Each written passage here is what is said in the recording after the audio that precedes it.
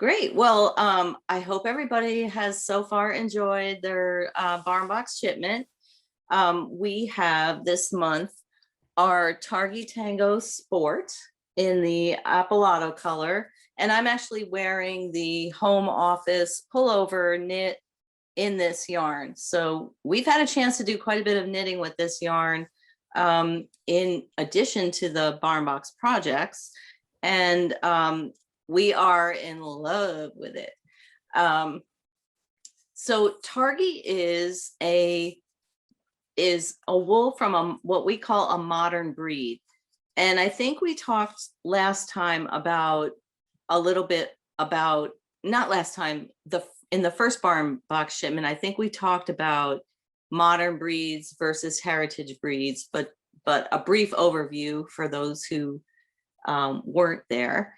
Heritage breeds of wool tend to be, all sheep are domesticated animals, but heritage breeds were allowed domestically to develop their characteristics and breed according to farmers'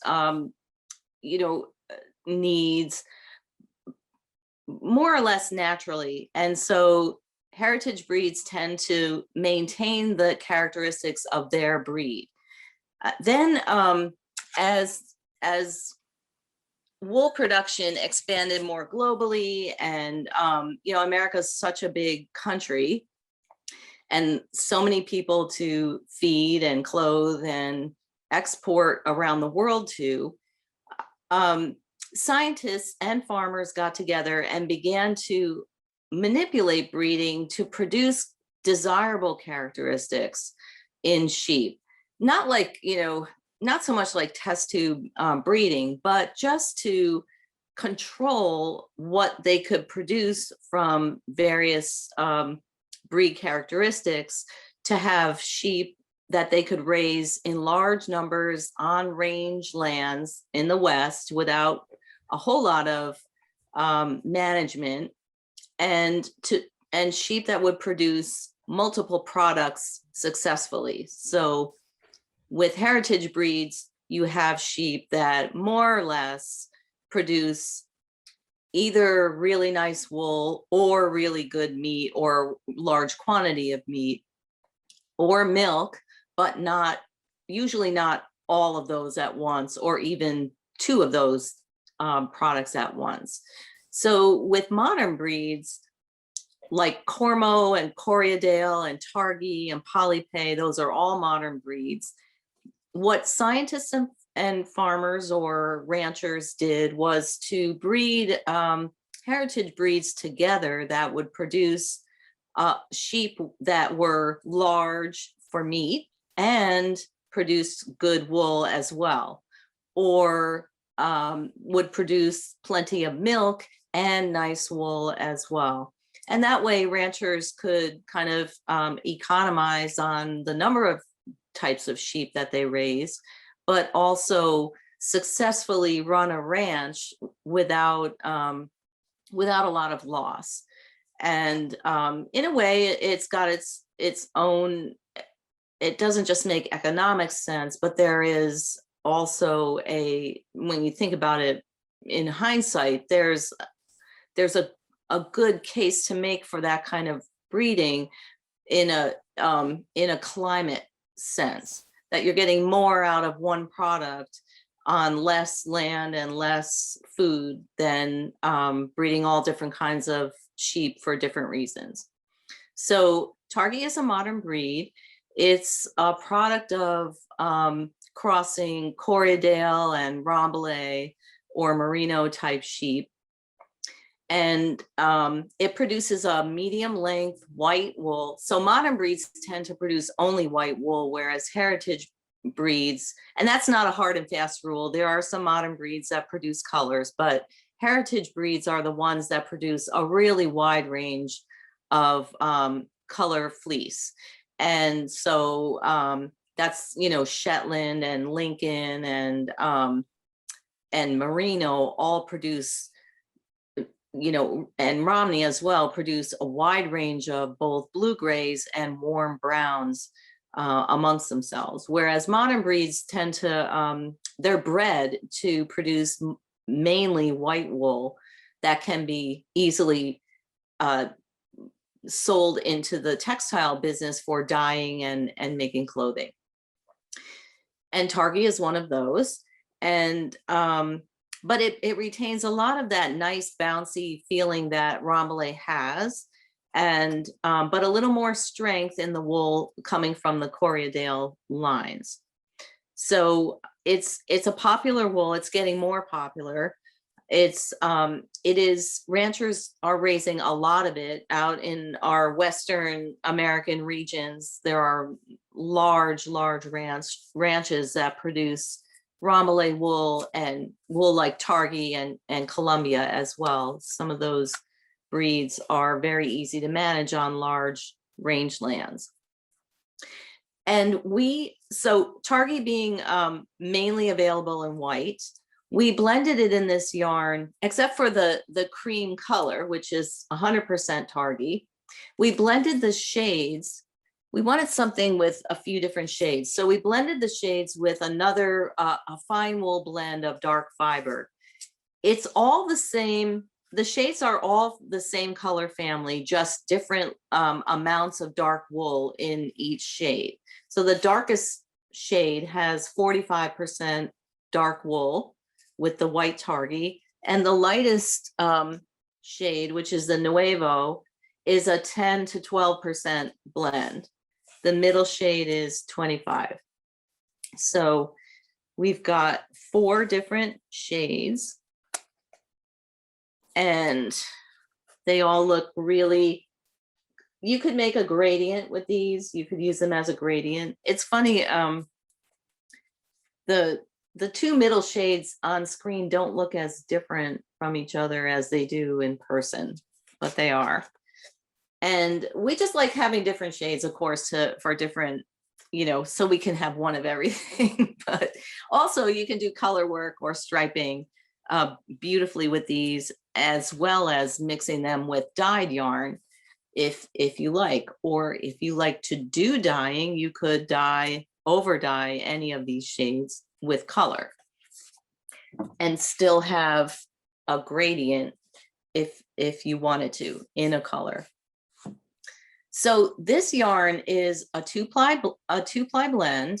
It is woolen spun, and it comes to us from our mill unwashed, which is sort of the new adventure component for barn box. And what that means is the wool is clean. It's been scoured. All the bad dirt is out of it.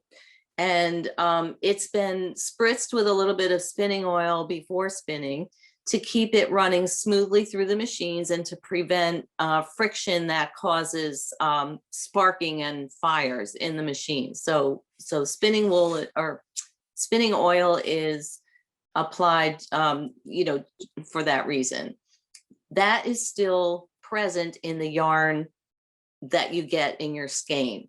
You don't need to wash the yarn before you knit with it.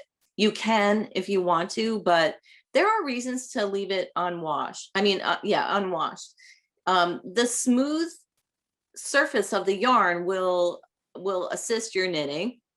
It'll glide a little more freely around your needles, and if you have to rip out, it won't fray. It won't fuzz up as easily with the spinning oil in it. So you don't have to wash it, but once your swatch or your finished item is complete, you definitely do want to wash it. As it is, the yarn is spun so that when it's washed, it will be a balanced yarn. And that means that when it's washed, it will puff up and it'll change texture and diameter and elasticity a little bit, which will affect the final fabric.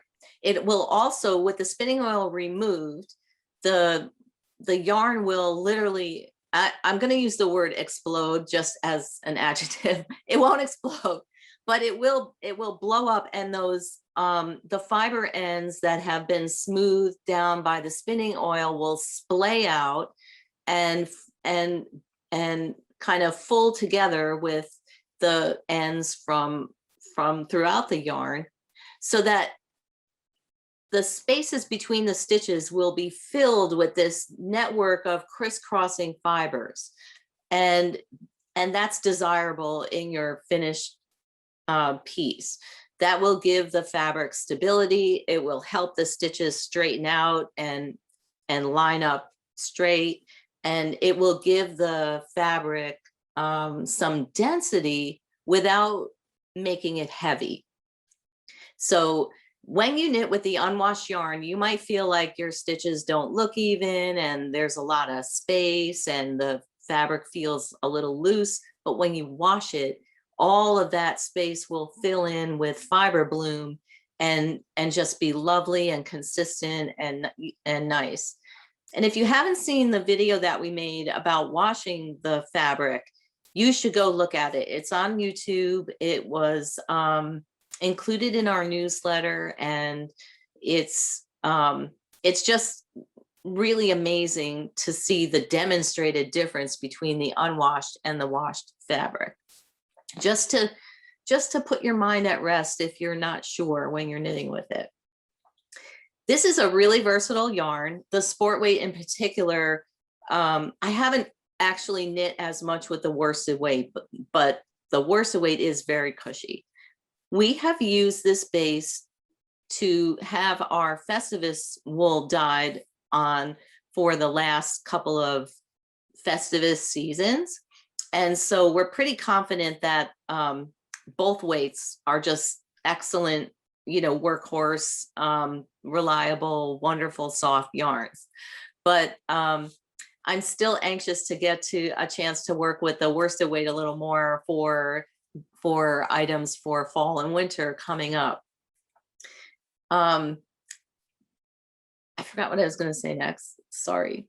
Anyway, because we have used it for Festivus, we know that it can be used with a variety of stitch pattern types. I've knit cables and knit purl patterns with it, and even some open work lace. And I've got some beautiful swatches here. This isn't one of them. So first of all, just a basic, this is the fabric of the sweater that I'm wearing, the home office sweater. And it's just, basically it's a stockinette fabric with a few purl stitches thrown in to make pinstripes.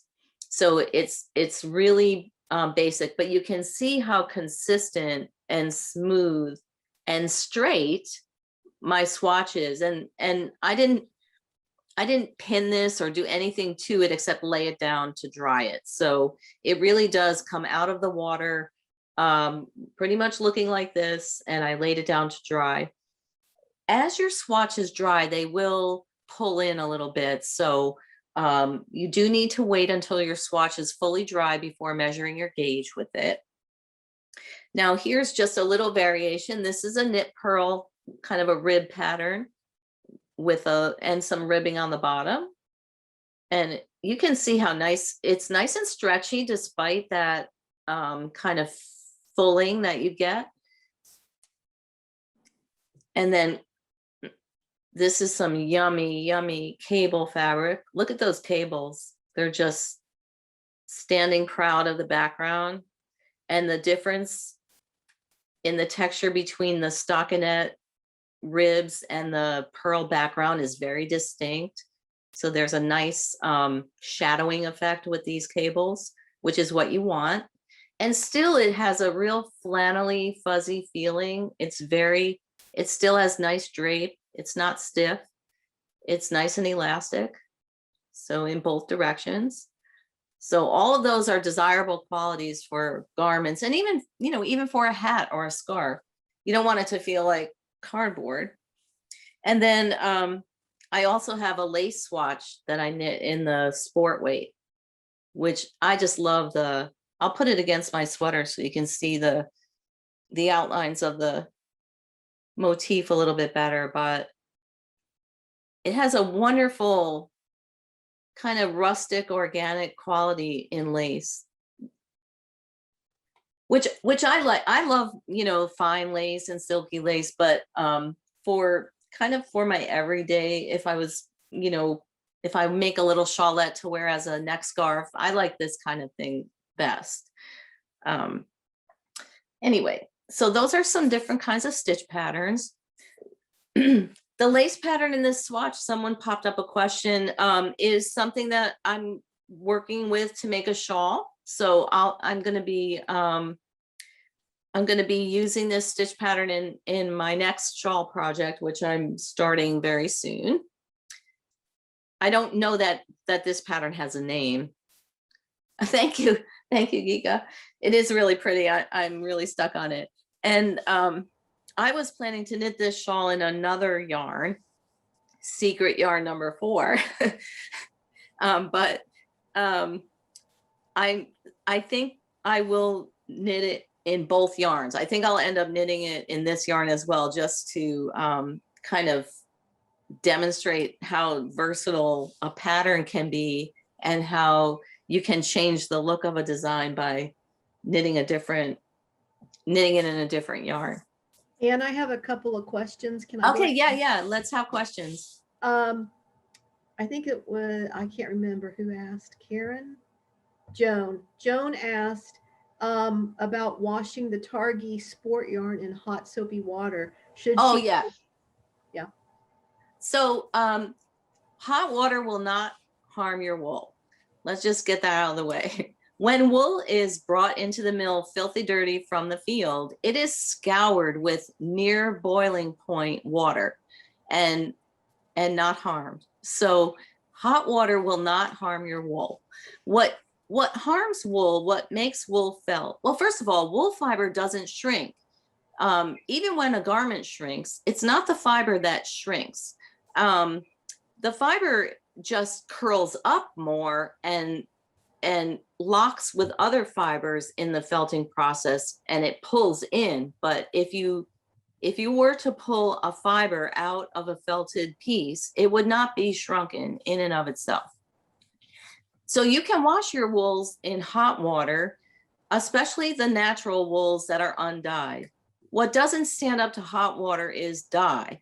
So if your yarn is dyed, you do want to stay away from hot water because it might make the dye run. But what will shrink even your natural wools is 2 things: hot water and agitation. So if you're scrubbing at your wool or you've got it in the washing machine and it's agitating in hot water, that will rough it up enough to cause it to start felting. And the other thing that will contribute to that process is a sudden change in temperature. So you don't want to be agitating and then pouring cold water over it, because that will contribute to the felting process. If you watch my video on washing the wool, you will see that I've got a pan of, I use very hot water, as hot as I can get it from my tap, and a little soap. And I just let the item sink into the water. Sometimes I push it, but sink into the water. I might scrunch it a couple times to get the suds, you know, in the fabric. And then I just leave it there until the water cools. And what will happen with unwashed skeins, more or less, some more and some less, the yarn will release the spinning oil into the water, which could turn the water anything from cloudy and white to cloudy and like gold colored. So depending on what the spinning oil combination used is, that will determine the color of your water. Now, when I washed this sweater, there's a lot of yarn in this sweater, I think 3 or 4 skeins, and my water was dark, like an ochre brownish gold, almost right away. So I went ahead and drained that water and ran a fresh bath, because why let it sit in dirty water? So when you're washing your natural wools and our wools, you can let them soak in hot soapy water until the water is cool or tepid. And then for your rinse water, you want to run a bath that's the same temperature as the water you removed it from. So if your water has cooled down to a warm temperature, you can run warm water for your rinse. And if it's ice cold, you want to use cold water for your rinse. And even you could probably even go to like a warm water. I usually pull my garment out of the washing bath and squeeze out as much water as I can before I start rinsing, so that any extra soap goes down the drain before I start rinsing. And then when you rinse, you want to let it soak in the rinse water and pull it out a couple times. Change your rinse water a couple of times until it ends up clear. You can also use, there are products, we sell unicorn wool soaps, and they actually sell a conditioner that you can use in your final rinse. Let it soak in the conditioned water for 5 to 30 minutes. And that will help to kind of calm the fiber ends and smooth out the yarn a little bit and give it a little softness. So it's kind of like a fabric conditioner. I wouldn't use a commercial fabric conditioner on the yarn, but a hair conditioner that you would use on your hair would be okay. Did somebody else have a question? One other question. Well, there's a couple more coming. Uh-huh. Does the gauge change much after you block it? Yes, your gauge is going to change anywhere from considerably to at least a little bit. So the unwashed swatch is not a good gauge of gauge. It's Right. not a good standard to go by. It's helpful. And one of the reasons you should measure your gauge before you wash your swatch is to understand what to expect when your garment is under construction. So for instance, with this sweater, if my swatch grew a 1/2 inch in length when I washed it, I would know that my sweater would grow a 1/2 inch for every 4 inches or so. So I would want to build that into my sweater. I would want to understand that I should knit my side seam length a little shorter so that when the sweater is washed and when it lengthens to its full length, it will be the right size. Does that make sense? And Okay. then somebody asked, can you explain, I responded, but it might be fun coming from you. Can you explain secret yarns and how you? Oh, okay.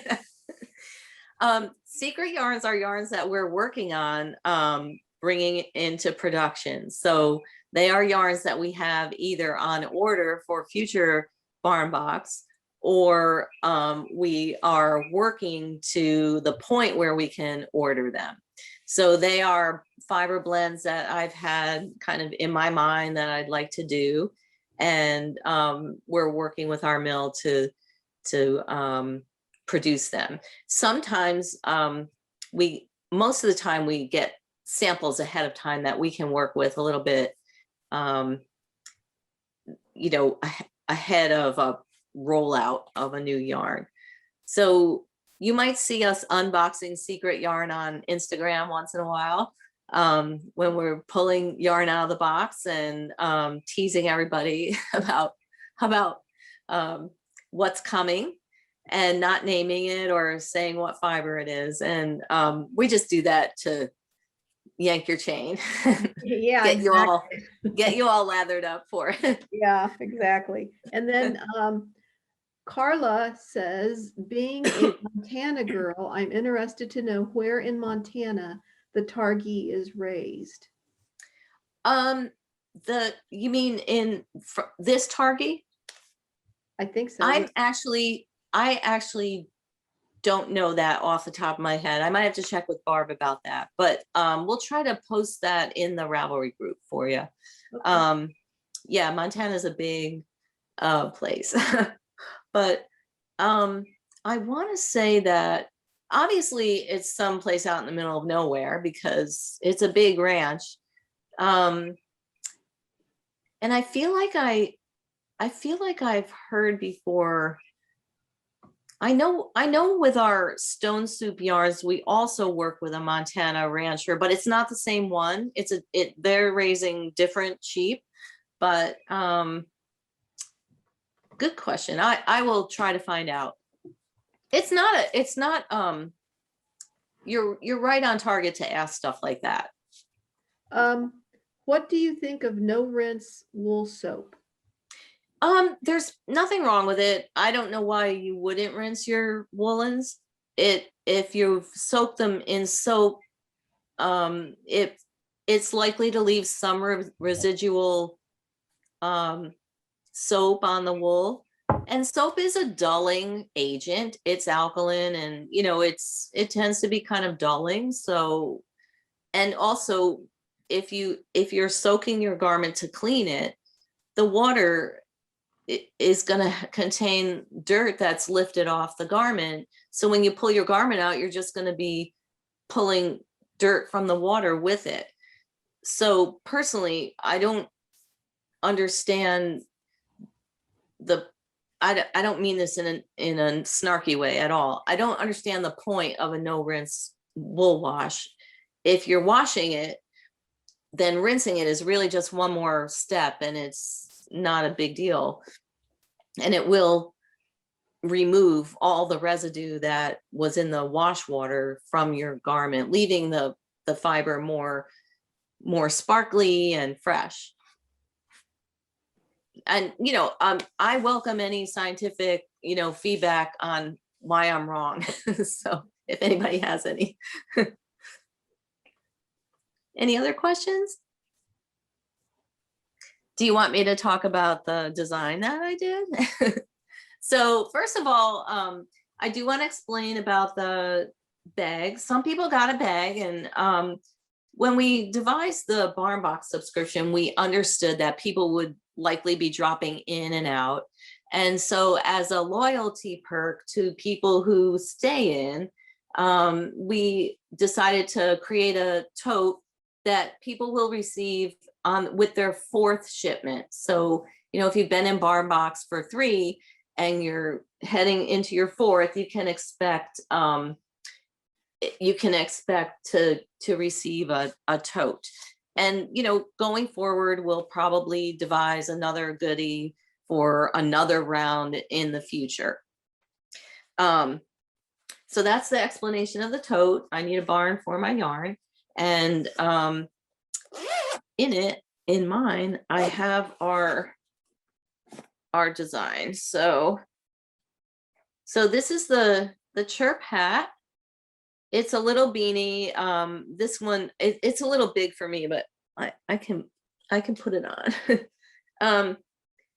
It's designed to, this one is designed to be slightly slouchy. It's got a very simple lace pattern that is also a rib, so it's quite a bit stretchy. There's a lot of forgiveness here. It's very simple little pattern to knit, and really, really cute. The little I-cord thingy at the top is optional. It is sized, I think there are 4 sizes, right? 4 or 5 sizes. So it's a nice light spring beanie. It probably wouldn't keep most people warm in a super cold climate in the winter because it's got holes. But if you live in a windy place and you like to tame your hair with something cute, this is a nice little topper. And the pattern can be knit with other sport yarns. This has a little bit more organic, rustic look. I was kind of inspired by the season of little plants breaking out from the brush in the garden, and the dry stems from last year, and little violets and things peeking up at this time. Excuse me, little water break. But it would be adorable in a smooth dyed yarn, or something silky. And then the mitts to match. So fingerless mitts to match. They have a fitted gusset, so they stay put and they're nice and snug. you should choose a size that is a little, where the finished size of the mitt is a little bit smaller than your hand, so that it stays, so that it has to stretch to fit a little bit, and that will help keep it, you know, in place. I'm all about that. I don't know, maybe you can tell from the way I talk. I don't like it when my knits are sloppy and flopping around and the mitt is catching on the gear shift in the car and stuff like that. I like it to be kind of snug. I like my mitts to be about the length of my knuckles, so my full finger is free. But if you want to knit them longer to cover your hands a little bit more, that's fine. I do keep a longer pair handy for dog walking, because I like my hands to be warm when I'm walking, but I still like my fingers free for the necessary service to dogs. Any questions about the design? Any more questions? Somebody said you can even felt wool with cold water, and that's absolutely true. If you're agitating it enough, of course you can. And some chemical intervention will also help wool felt. The color in my sweater is the same color that you got in your barn box. It's the Apolado color. And I forgot one question. okay, who can someone just tell me which there are 2 lots of Apolado. The mill spun one lot a little darker and one lot a little lighter, and I believe the club got the lighter lot because it was larger. So everybody in the club got the same yarn. This from the same lot. Lot 2. Okay, and I'm holding lot 1 here. And when I say it's darker, it's like a little bit darker. It's hard to tell them apart. And that's what I knit the sweater with. What the question about Kelly says, I'd love to see the 2 middle shades of the Targhee compared to the Fin Dandy Sport that we received a couple of months ago, if possible. Oh, I don't have the Fin Dandy that we got a couple months ago. That is a blue gray. That is a blue gray color.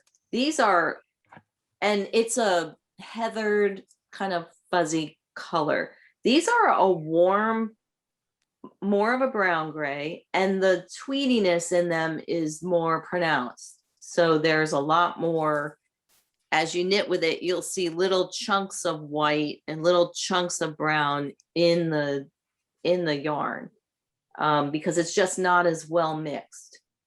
Yeah, Elizabeth, can you hold it?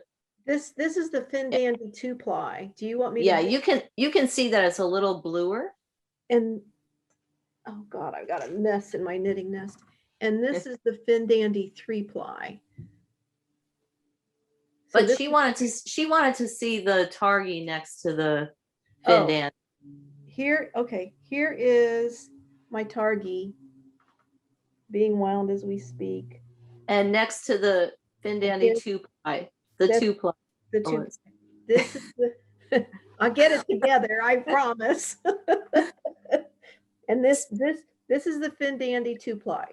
This is the Targhee, and I'm not sure what's right. Just hold them still. You're perfect right there. And you can see that the Targhee is a little more brown, and the fin is a little more blue gray. And I could do this because I've got this stack next to me that nobody sees but me, which is a knitting nest that is nothing but odd balls of yarn. So I just keep everything handy. There you go. That's awesome. I should make a bowl like that for these sessions. It's interesting on the subject of gray. When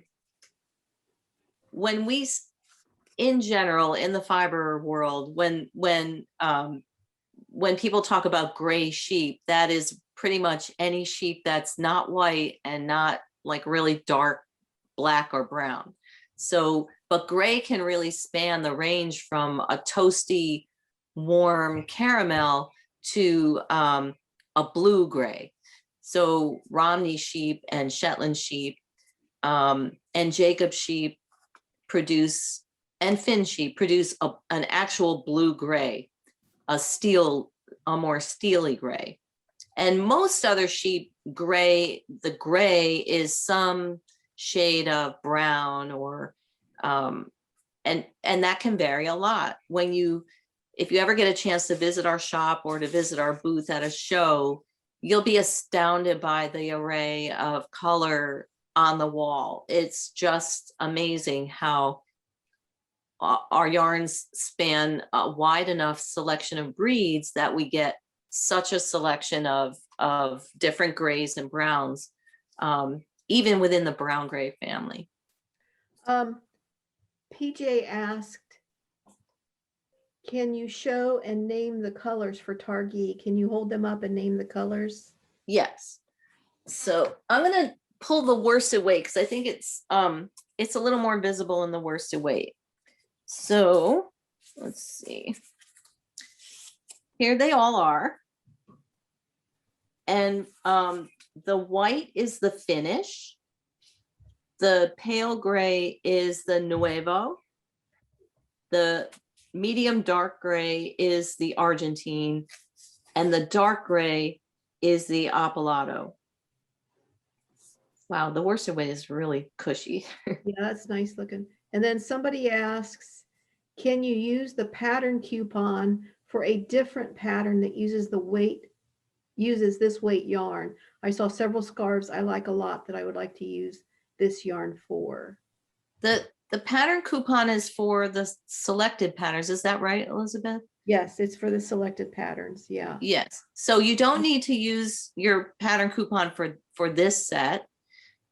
We make a collection for every barn box of about 7 patterns, something like that. I think so. And you can choose among those. Right.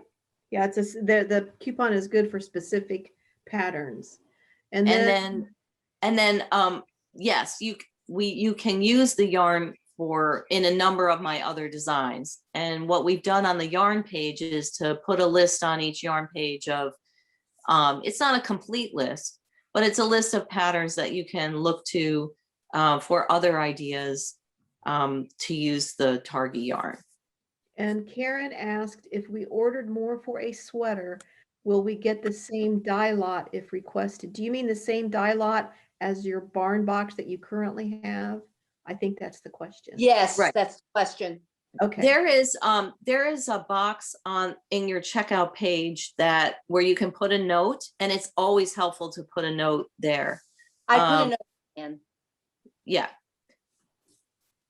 That's a good idea, no matter, even if you're ordering another yarn another time. If you're trying to match something, just tell us, and if we have it, we're happy to give it to you. And then Allison asked, is the 400-yard hank enough to make the hat and mitts both? Yes, I made the medium size of each, and I had about an ounce left over. Like I just couldn't believe how little yarn these took from my skein.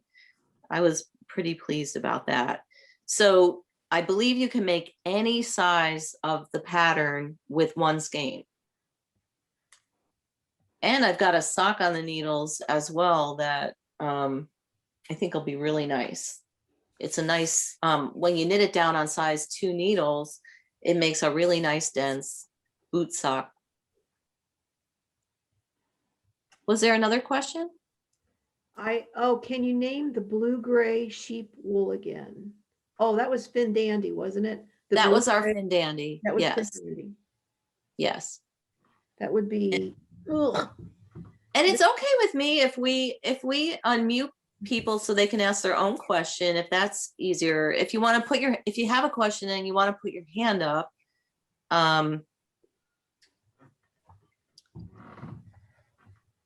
and ask your question unmuted, that's fine too. Somebody asked, which sock pattern are you knitting with it? The sock pattern in the barn box selection I know is Cardigan. The Cardigan sock, because that's the one I chose, because I'm going to knit You're knitting that. Once I get it wound. I can't wait to, you'll have to lend us those for photography. Yeah, I can't wait to get it done because I think they're knit on size 1 needles. Uh-huh. I find such a difference in wool socks versus superwash socks. Yeah. They're so Superwash, much warmer. they're Yeah. so much warmer and they don't wear any less as far as I'm concerned.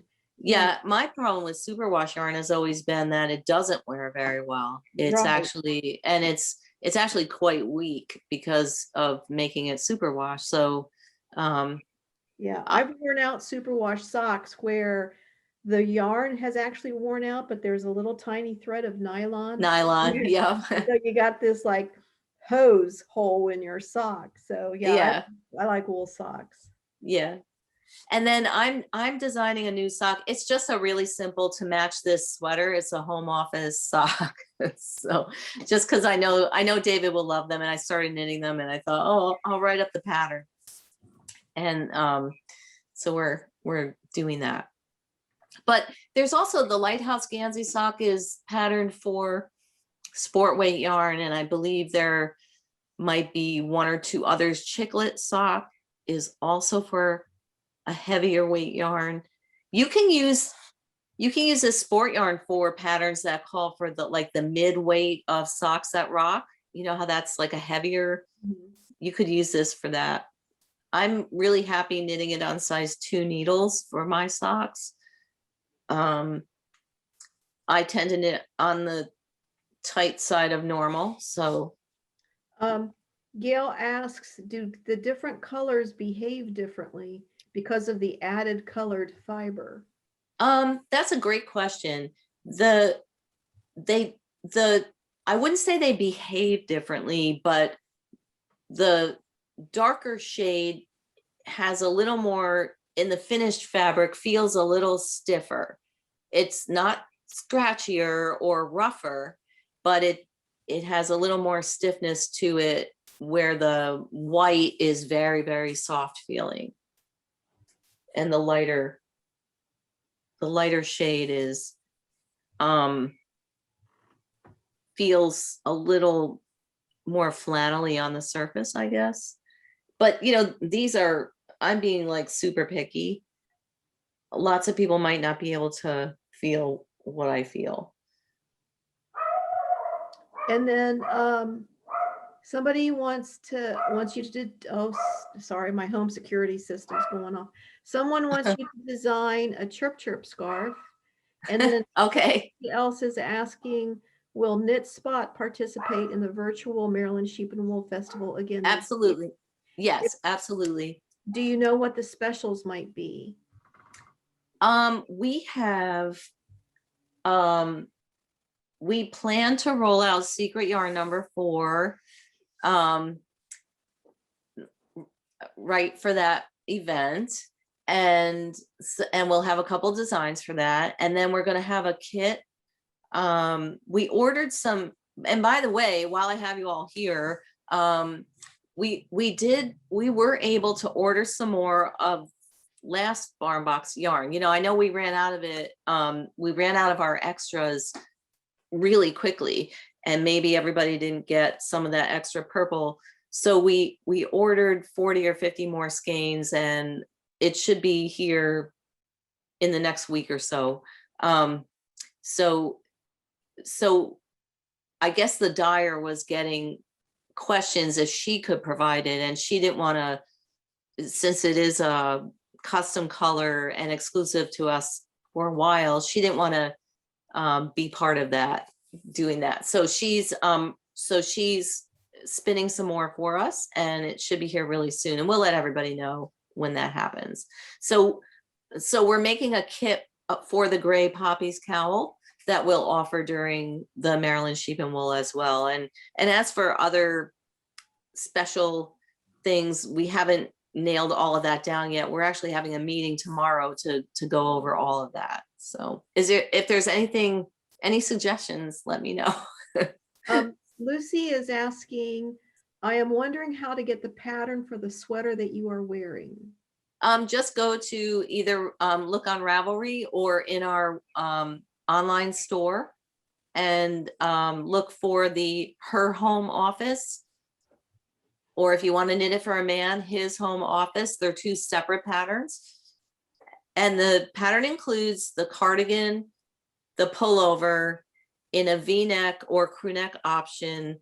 Did I cover all the options? And it has a saddle shoulder cut, which is really nice.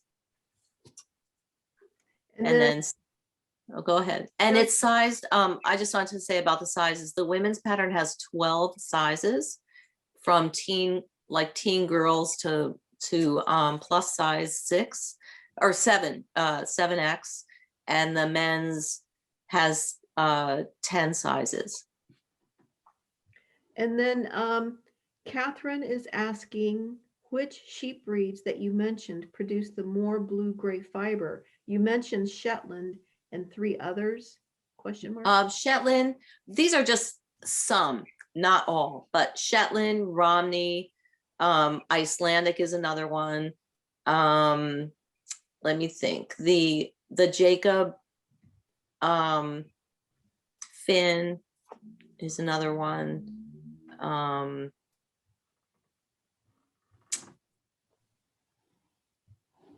I'm drawing a blank for more, but oh, Cormo has grays, and Merino and Rambouillet. So those aren't the only ones, but those are some of them.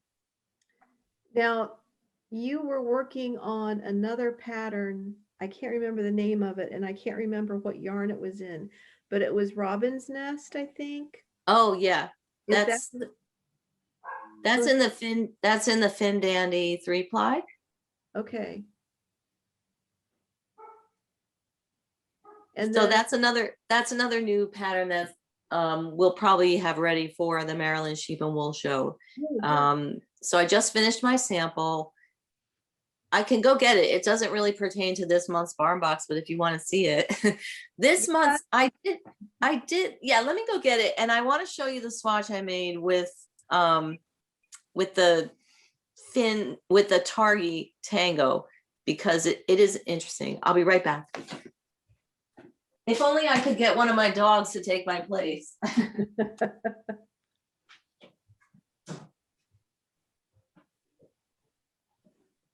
should I tell a joke while she's gone? No.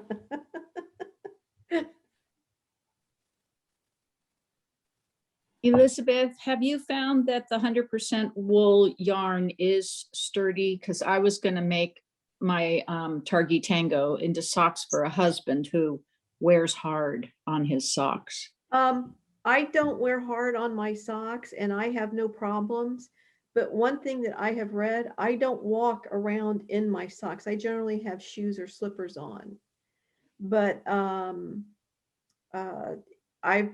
have read people say they wear them out if they walk around just in stocking feet. And I don't do that. I wear shoes. So I think his issue is more he doesn't change his socks every day. Oh.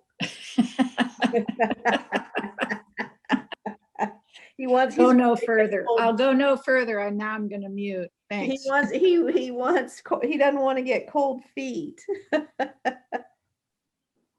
Oh dear. But yeah, I have a basket full of wool socks, and I take them off and I throw them in the basket, and okay, she's back. So one of the benefits of the Targi in a sock is that it does like felt slightly on the bottom.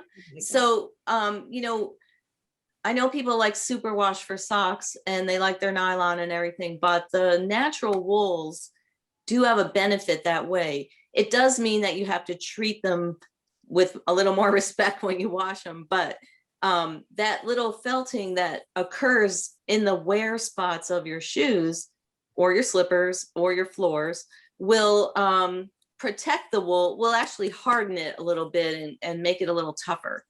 So anyway, sorry, I'm trying to get the best angle here. So this is the new sweater. It's the Robin's Nest cardigan. Robin, are you And drooling? I And have this- indeed. this is knit in the Fin Dandy, the 3-ply, but it would also work in the 2-ply yarn if we had some. We'll be producing the 2-ply again. It's underway. We're going to be getting more of that. We're pretty excited. So this is a you can wear this open. That's the side. It is in pieces, so it's seamed. This is the sleeve detail. Oh, love that. Yeah. And then I'm gonna try this, but the back has cables as well, which I'm gonna have to kind of kneel down for. Can you see it? Is it okay? Mhm. Yep, I can see it. Good job. Yeah. So you can see the back there. Now I'm gonna put a few.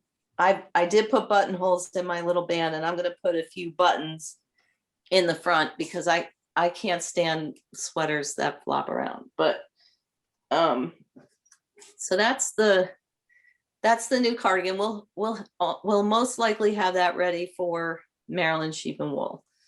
I'm working on the pattern now, and it has to go to tech editing, but that's pretty quick once it gets going. Now I did swatch with the Targi Tango for this pattern. So that's my swatch. Now, when I first knit this swatch, I was like, oh, that won't work. It's got too much, it's too like stiff. But actually, I kind of like it now that I pulled it out from under the swatch pile. It's the cable certainly, I think I have it upside down. The cable certainly looks really nice. And the stitch pattern as well. It does have a little more body. It's a little more woolly, if you will. But it would be a super cozy cardigan in this stitch pattern. And of course, with the holes, it wouldn't trap heat near your body or anything. So the warmth of it wouldn't be obnoxious or anything. It doesn't have quite the same drape, like the ability to fall into folds, maybe, but that doesn't mean it wouldn't be desirable. So I think it's knitting to the same gauge or nearly the same gauge. I have one other question. Okay. Do you know what size needle you used for the Chirp Hat? If I recall correctly, the gauge is for a size 3 needle to give 20 stitches per 4 inches, but I'm getting 23 stitches per 4 inches on a size 3.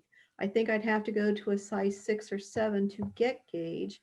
Wait a minute. That's a lot of information. The gauge is for the brim. So I did use a size 3 needle for the brim, and then I went to a size, was it a 5 or a 6 for the 5? So I went up to a size 5 for the lace part. So she's getting, what are her stitches? She is getting 20 stitches. Oh, she's getting 23 stitches per 4 inches on a 3. She's getting So more she stitches. needs to be looser. So she should try a 4. Okay. I wouldn't go up to a 6. That's a big jump to Yeah. just get one more stitch. Yeah, I would go to a 4. And if you like your hat to really grip your head, you might stick with the 3 anyway.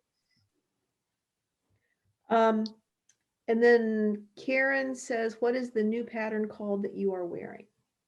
Robin's Nest cardigan. Because the season.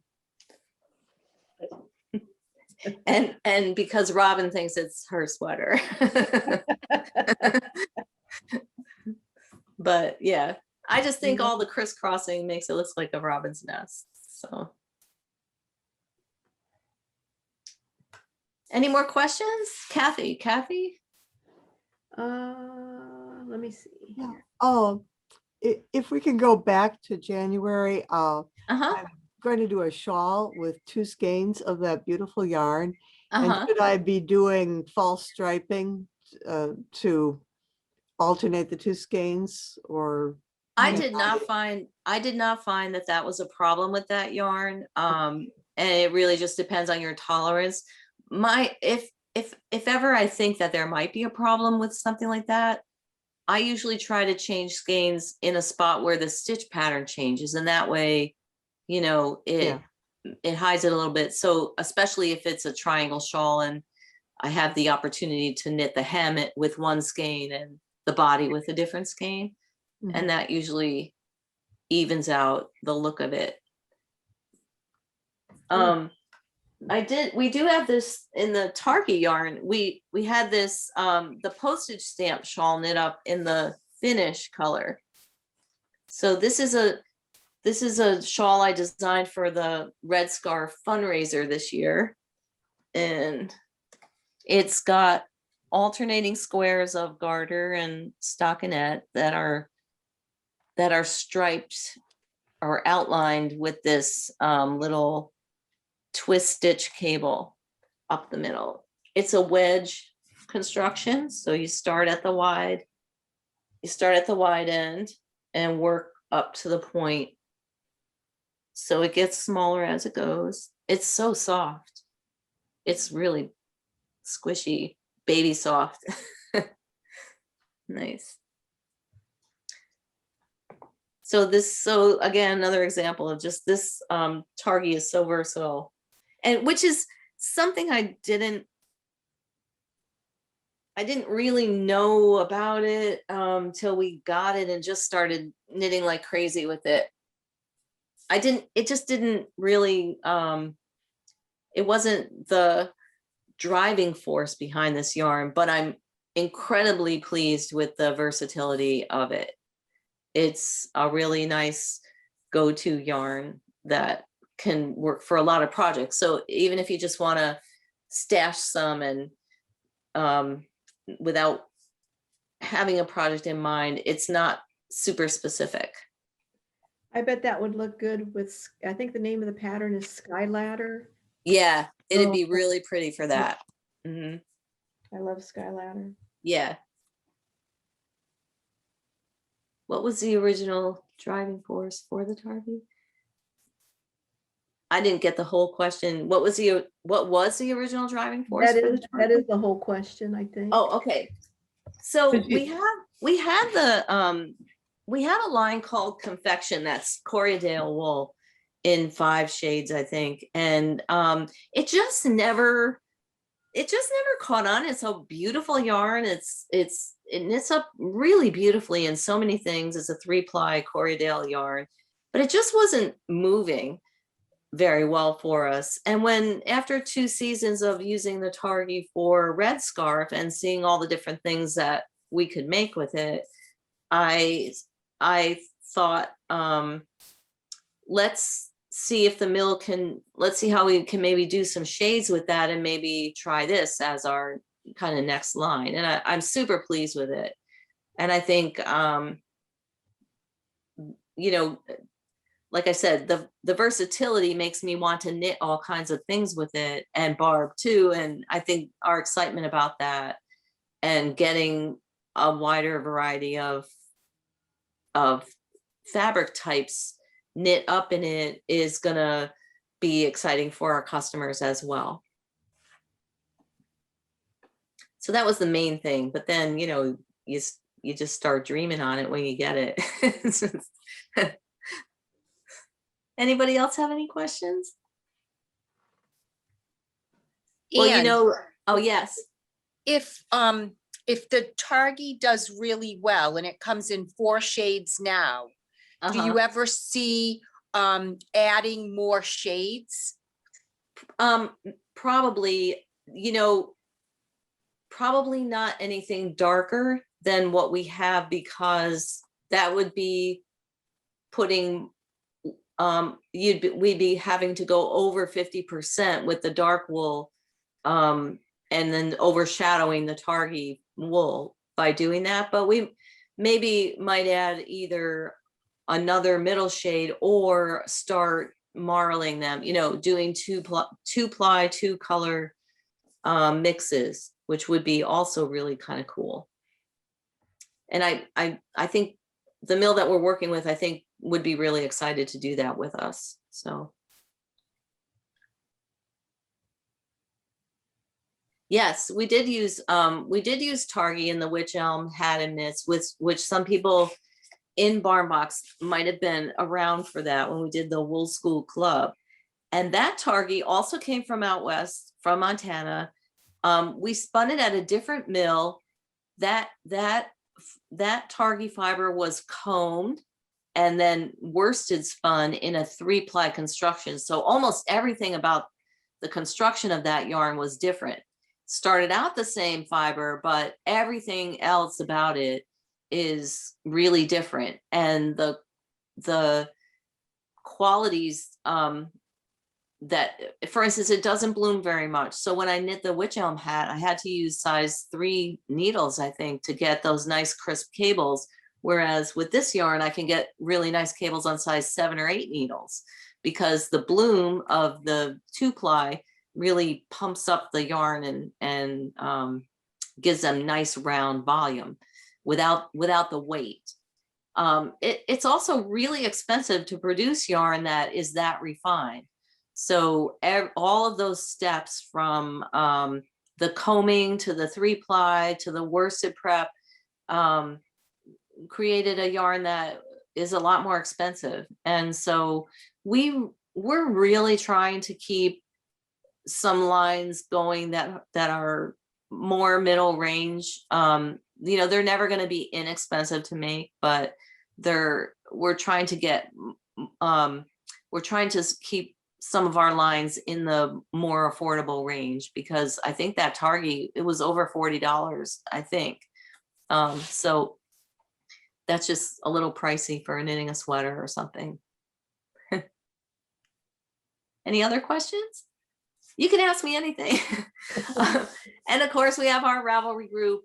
Feel free to go there as a resource for Barn Box questions and answers. We also just started our March knit along, which is you can join and knit anything you want, as long as it's a knit spot pattern or a bare naked wools yarn. So you have lots and lots of choices. Our knit alongs cost $12 and you get a free pattern with that. And then there's a prize pool that we put together with the remaining money. So, and then the Zoom platform. So we meet on Wednesday nights and on Saturdays at noon, Wednesday night at 6 and Saturday at noon. And our sign up is on our website. They're really a lot of fun, and especially if you're still isolating and not getting out to your knitting group yet, they are really, really nice and unmuted most of the time. So, so everybody can really chit chat. It's really nice. And then in the summer, just giving you a little heads up, we're going to do a mystery knit along, which with a brand new exclusive design. It'll be really fun. And, we might be using the Targhee yarn. So, any other news? I don't think I have any other news, but we have a newsletter that comes out every week and on Wednesday. And if you're signed up for that, you'll get all the news. I think this week there's a new sweater coming, not mine, not my design this week, but somebody else's. So I think Colorwork fans will appreciate it. Bye, Nadine. Anybody else? All right, I think we're done.